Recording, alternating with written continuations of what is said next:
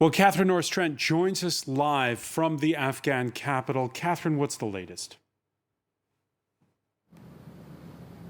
Good evening, Francois. Well, there's settling in something of a rhythm now in central Kabul. We were driving around the city earlier on, and it's just very striking that Taliban fighters are omnipresent at checkpoints, on patrol in vehicles throughout the city. Heavily armed men are watching over everything that's going on.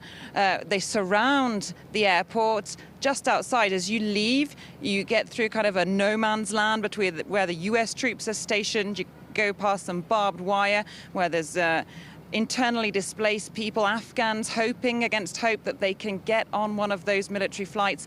And then very quickly, you're into a Taliban checkpoint. And that is the reality now in Kabul. But what we've seen is that life is picking up again. You know, when they took Kabul, the Taliban took Kabul, things were very quiet here for a few days. Shops were closed, the streets were virtually empty, but we've been to some areas where food markets, for example, were very busy. Striking, though, that most of the customers, most of the people on the streets were men, very few women around on the streets at all, and we're told by locals, you know, it's a very different scene than just last week. So this is moving fast now. The other thing people are telling us here is that they are desperately worried about running out of money because the banks have been closed ever since the Taliban rolled into town, and people are running out of cash. So that's something to keep an eye on here, on top of all the security fears and all the other mayhem surrounding the airport and questions about the future of the country after the US leaves. There's something of an economic crisis brewing here too. What did the Taliban fighters look like at those checkpoints? Were they serene? Were they on edge? They seem calm for the moment. You know, that they see us as Western journalists. They are not openly hostile to us. They seem very much on edge, but also very aware that they are in absolute power here.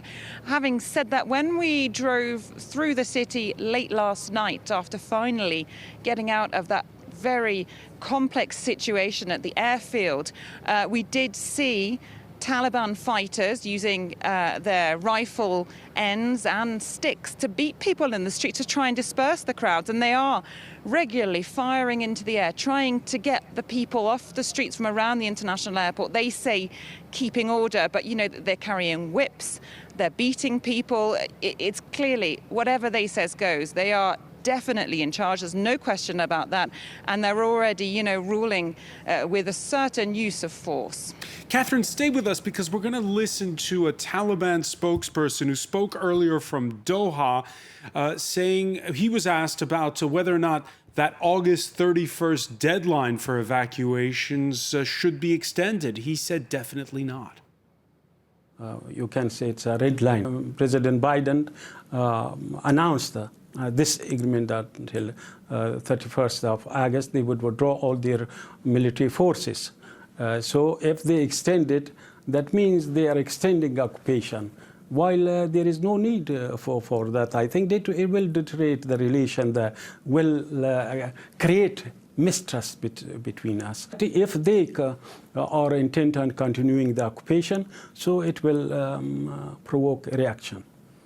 Of course, right now there's a modus operandi, Catherine, between the Taliban and the U.S. forces at the airport. Listening to what we heard there from that spokesperson in Doha, what can we conclude?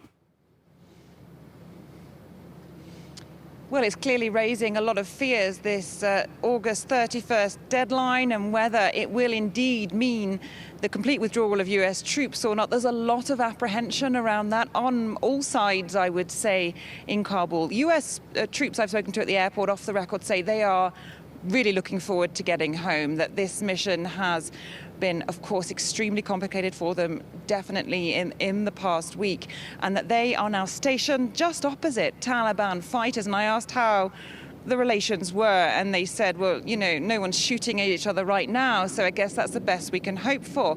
But they pretty much, you know, the hostilities have not completely died down.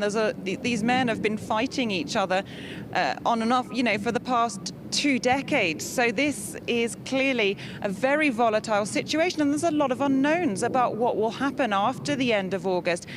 It clearly could be a flashpoint. Catherine Norris-Trent will be speaking with you a little bit later on in an hour's time in the France 24 debate. Thanks for that live update from Kabul.